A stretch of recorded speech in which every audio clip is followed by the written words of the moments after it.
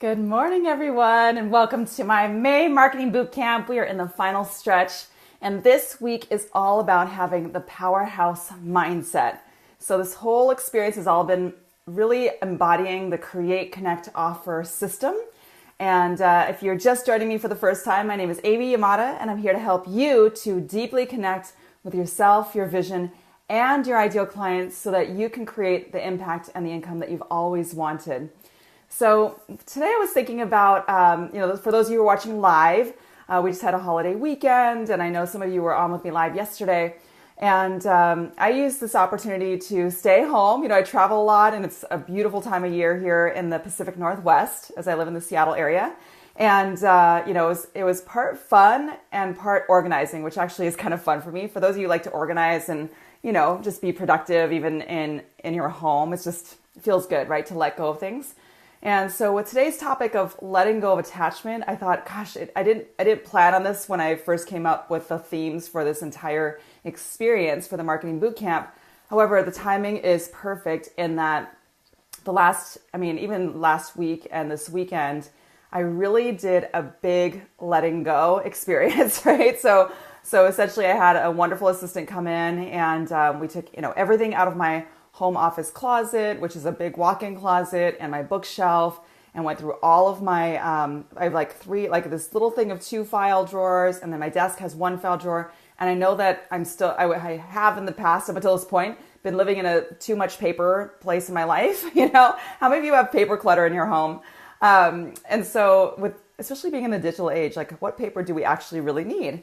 So my point is we took everything out of every nook and cranny, and have been going through every single thing and either, shredding it, tossing it, donating it, or deciding what I absolutely need or want to keep. And it's been an interesting process. Whenever you move and when you move from one place to another, and maybe you're like me, where you actually take the time to go through all this stuff, like photo albums, photos, letters, cards, all of that. I know I mentioned some of this yesterday.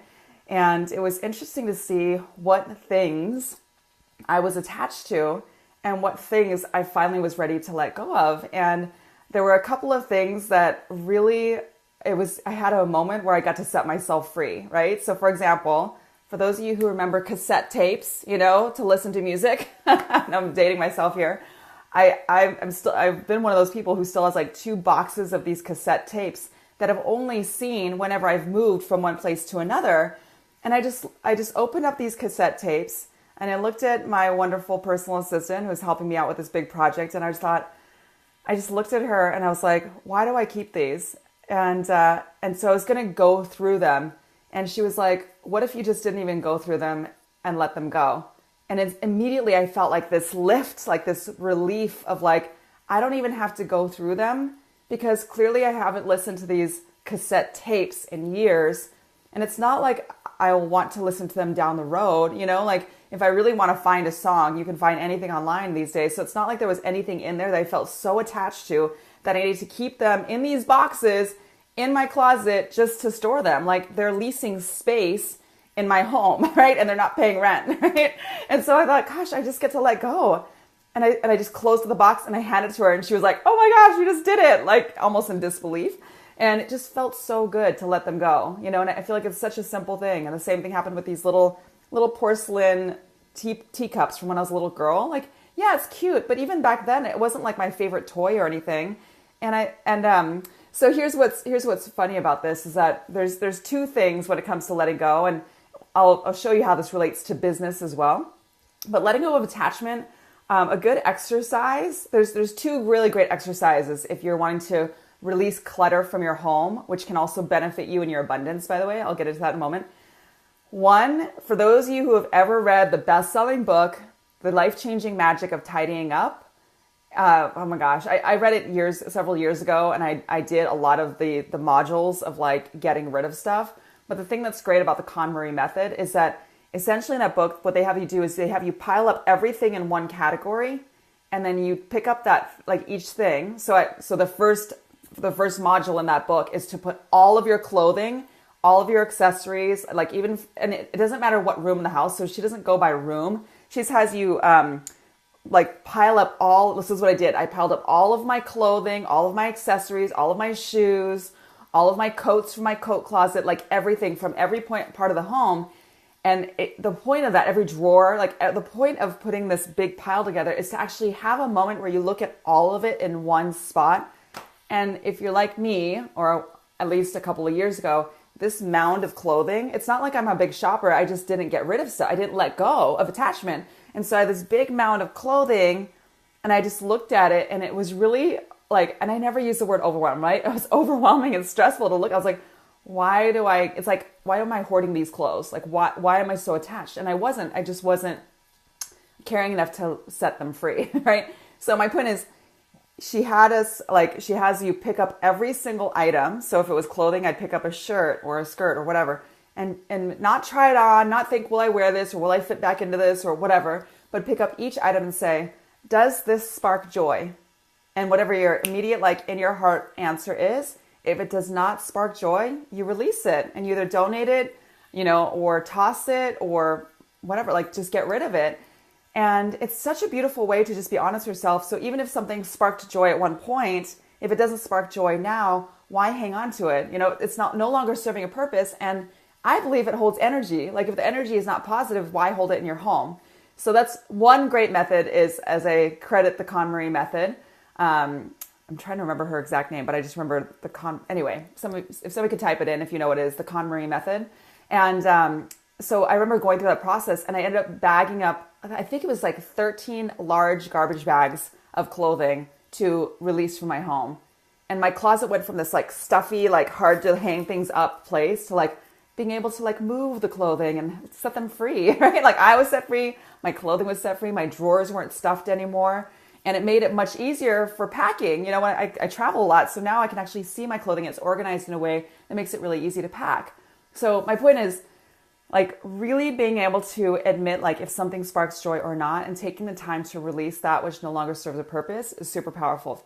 The other thing that helped me, even over this past few days, was something that Ken and I talked about, where I was telling him about my cassette tapes, and he said, one way that he like releases things is he'll look at something that he has and ask himself, if I saw this item, like if I saw one of my cassette tapes at Value Village and it was 50 cents, like 50 cents, would I purchase it?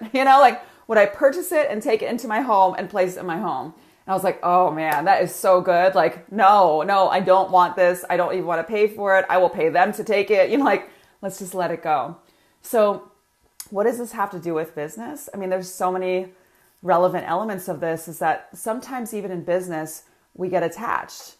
Like I've certainly been attached before, where I jump on a call with someone, and a strategy call, discovery call, a beyond you call. And I'm just like, oh my gosh, this person needs to do this. Or when I first started, when I needed the sale, I was really attached to the small number of people I was talking to, like, oh, this person has to say yes. Like I'm so close and they have to say yes, or I can't pay my bills. And the problem with that is that then the energy that's coming through, even if you feel like you're masking it or setting it aside, the energy that's coming through is that of scarcity and lack and desperation. And I need this. And it's like so much better to let go of attachment, to be abundantly minded, right? The powerhouse mindset, to say, you know what, there's an abundance of money. There's an abundance of my ideal clients out there that I get to help. And I get to put myself out there and have enough conversations, and or have a team that has enough conversations, so that ultimately we're like this team that's making a difference for people, and trusting that there's going to be a percentage of them that will want to go further with us. So letting go of attachment is so powerful. Like just letting go, trusting yourself, and knowing that it's all good. The other piece I wanted to bring up when it comes to physical things, because I know some of you have been private messaging me, and some people on my team actually have started to do their own like decluttering. They're just like, oh my gosh, I want to declutter my room now too. It just feels so good. Is when I did my initial clean out before of my office, this was a while ago. So there's also the we need to sustain the cleanliness. Krista O'Leary, who's a friend of mine, she's in my mastermind. She's a best-selling author of the book Home and Harmony. And she was talking about, so she's an incredible interior designer, and she brings so much more into the interior design process that's more personal to you. And And she was saying, even if you have like a pile of papers on your desk, or maybe there's like luggage that's open with all the stuff on the floor, it actually like takes up space within you. Like it actually weighs on you. And even if you leave your home, like, so when you're at home, it's like 100% a part of you, like it's weighing on you. And even when you leave your home, it still affects you 25% because there's still the memory that is there and it hasn't been handled. So these are a lot of good reasons, right? To not only let go physically and organize your stuff so that you're not letting this weigh on you. Now, right now, I say this, and in all transparency, I do have a few piles in that we're still finalizing this whole organizing process. So I acknowledge that sometimes it gets to be a little bit like messier before it gets cleaner as you're going through stuff. And that way I'm taking the time to do it. So I hope this inspires you. So it's relevant with physical items and it's relevant in business. It's relevant in business. So when you can truly, like this was one of the biggest game changers for me, is to not be attached.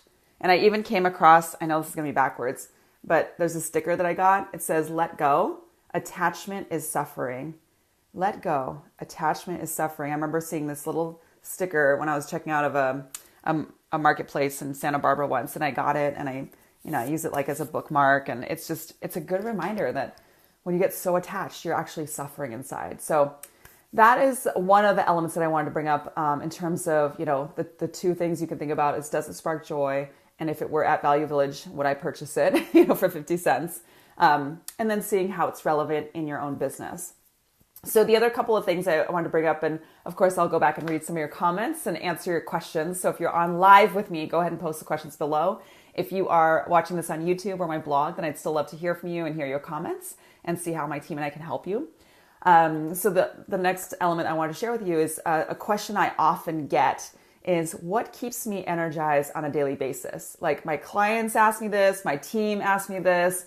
In fact, even Ken's son one time, like this also brings up positivity and joy. So even Ken's son, who's 9 years old, his name's Grayson. And I remember about a month or so ago, he looked at me and he goes, Amy, do you ever get angry? And it was like, just one of those moments where young ones, it's so like honest and innocent. And I said, Grayson, I said, it really takes a lot for me to get upset. And I took it as a compliment, in that I know that I let go of things even being personal to me. So if somebody comes at me with something, or if they're complaining, or whether it's someone in my personal life or my business world, like if somebody's like upset or venting or frustrated, maybe it might even feel like they're projecting it onto me. How many of you have either projected onto someone or have had somebody project onto me? If so, say yes, that's me. Yes, I've had that happen. I just have learned that it's not personal. If I'm reflecting something back to someone that is reminding them of either a person or a situation that triggers them, then they may project something onto me because they're being triggered and something's coming up for them. So if that happens, instead of me getting reactive as well and like responding in a negative way or responding in a defensive way, because being defensive is making it about me and no longer in service to them, I just take a moment and I just think about what's really going on with this person. Like, what's underneath it all? So for some of you, when it comes to business, if you've ever had a client that has gotten upset, like, well, I just feel like I'm not getting what I wanted to get out of this program. Like I've had that happen before, or I just feel like I was going to get this and I didn't get this. And what's interesting is oftentimes it's the clients. So, one or two clients that has not shown up for anything, that has not done the work, that has not been engaging, that is not giving to give. They're just here to get, and they're not even showing up to receive, like that type of person. And so whenever that person shows up, if they say something to me like, yeah, I just feel like I thought I was going to get this and I'm not where I want to be. And it's funny because it happens less and less. And I think that as I've grown my leadership, it has empowered leadership in my clients, so that if they do come to me in frustration, they're coming to me also taking ownership of that frustration and taking responsibility for it, which is great, because then we have something to work with.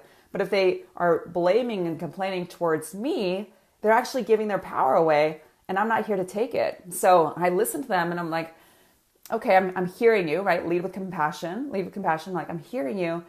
And here's what I'm hearing you say. First of all, I let them say everything they need to say, like, and this can happen in my personal life too. If somebody's upset or something's going on, I just let them release. Like I create a sacred space, where it's like, yeah, get it out, and then I just put myself in their heart and their shoes, knowing that they're in pain right now. And I'm not here to get defensive and make it about me. Of course, I have my moments, by the way. I do. There's times when I get triggered and I'll have a moment of defensiveness. So we're letting perfection go, right? Talking about letting go. But I'll say to them, I'll say, so what's really coming up for you right now?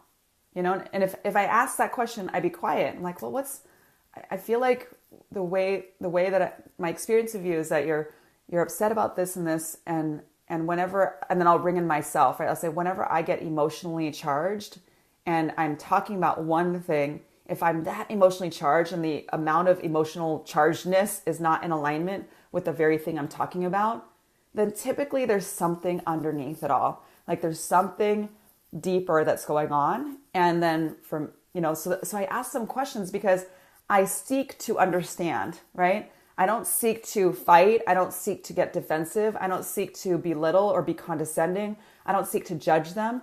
I seek to understand. I seek to love people. I seek to really care enough about them to ask questions, to go deep. Otherwise, this breakthrough, whatever thing is in front of them, it's not going to happen. And they won't be able to let go of that attachment. So I really take a moment. And the reason why I bring this up is that you might be in a situation with a client, a team member, yourself. You might be battling yourself. You may be battling someone in your life, right? You might be having conflict. And if you could just let everything go and say, what if this person and this situation came into my life for a reason and for a lesson? And what if instead of being defensive and making it about me, I could actually create a sacred space and say, what's coming up for you? Because I deeply want to understand you. And it's amazing to see like the guard around the heart, like people put guards and anchors around their heart. It's so beautiful to see when they just open it up and they finally feel safe again to share. And sometimes that's when the tears come, the emotions come, the release comes, the energy in the voice shifts. It is a beautiful, magical miracle of a moment, miraculous moment where I get chills because I've had so many moments like this with individuals in my life and my business. And suddenly they open up. And when they open up, that's when the breakthrough can actually happen. Isn't that beautiful? So my point is, when you're able to really think about how you can serve people, then that keeps me energized on a daily basis. The vision of being able to make an impact keeps me energized on a daily basis. My own self-awareness, right? I don't give my power away and say, well, because this and this and this happened, right? It's not your circumstances that define you. It's not your circumstances that are the problem. You and your mindset are the problem if you're blaming out, if you're blaming things that are external of you. So whenever I have things going on, I'm like, okay, I can definitely release this as well. And it doesn't mean I'm escaping it. There's a difference between letting go and escaping. But I can say, okay, if I want to stay energized and committed and positive on a daily basis, no matter what is thrown my way, that is making me unstoppable. And that is making me someone who gets to take a stand for other people. It's making me someone who is willing and able to see my own stuff, be aware when something gets to me, when something really hurts a nerve or when I get emotionally charged, instead of suppressing it, which I've done before, ignoring it, which I've done before, trying to escape it, which I've done before, right? Instead of all these things that didn't really work for me, I face it and I say, okay, what's coming up for me right now? Where could I use some support around this? Why am I getting so upset or emotionally charged around this topic? Is it really about this topic, or is there something coming up within me that's reminding me of a person or experience that really was upsetting to me or traumatic as a child? Not that I don't look back at a traumatic childhood, but even having someone treat you a certain way at school, or maybe, whatever it was, there are things that can come up. And so it's about being willing to release that, to let go of attachment, and to stay energized on a daily basis in the work that you do, the impact that you're doing, and also the impact that you're making, and also living a great life. I also bring it back to my vision. I always bring it back to my vision. What's my vision? So remember at the very beginning of the May Marketing Bootcamp, for those of you who have been with me the whole time, if you haven't, you can always go back. The training is still relevant. I always bring it back to my vision. What's my vision? And if I'm not feeling like my A game self, I'm like, okay, what's my vision for today? Do I want to be off track, unhappy if that's the case? Or do I get to recommit to my vision, journal about it, think about it, embody it, and say, what am I committed to creating today? What difference can I make today? Because tomorrow may never come. And if that's the case, I want to live today like today is the only day. Today is the representation of my life. There's a Japanese saying that basically means one day equals one life, meaning like imagine if each day, like from the moment you wake up to the moment you go to sleep, imagine if that one day represented your entire life, and sunrise being your birth and going to sleep being your transition or your death. How would you live your life? Now, once in a while, I'll ask that question to someone like, oh, I'd eat whatever I wanted. I'm like, no, if you wanted to live a meaningful life, what would that look like? So what would that look like? And it's a good way to look at as a reflection of oneself and say, I get to live a meaningful life today, So what does that look like? So finally, and then I'll go into Q&A and read all your awesome comments. So if anything's coming up for you, go ahead and post a question, or if you're wanting to ask me anything about my mindset or what has helped me get to this point in my journey, which I'm right there with you. I'm on my journey too. I come up against myself too. I come up against attachment too. Go ahead and post that in the comments because I would love to address some of your own unique questions and really connect in with you. So the next element is about the importance of being flexible while still being committed. So this is another awesome practice, right? So for example, if your day starts off, or if your week starts off, or say you're not where you want to be even within this year, wherever you are in the year, right? You're just like, instead of giving up on your goals, like why not recommit to them and be flexible and keep the same goal, just shift your strategy. So there was a woman that I have had the joy of coaching this past year. And I remember one time we had a half VIP day together. And we're on Zoom and we're like coming up with her plan for the year. And then, she's one of my VIPs, so we're working together closely every month. And I remember asking her, like, so where are you with your plan? And she got really like vulnerable and embarrassed. And she was like, oh my gosh, Amy, like I went on this trip and I was going through this relationship stuff and I completely like put my plan on the back burner, like without being intentional with that. And I said, okay, well, I'm glad that we're talking about it. Like, I'm not in judgment of you. I'm on your team. So let's talk about it. And you could either throw away your dreams and your goals completely, or we can come back to the plan and update it. Let's update it and stay true to your plan for the year, your goals for the year.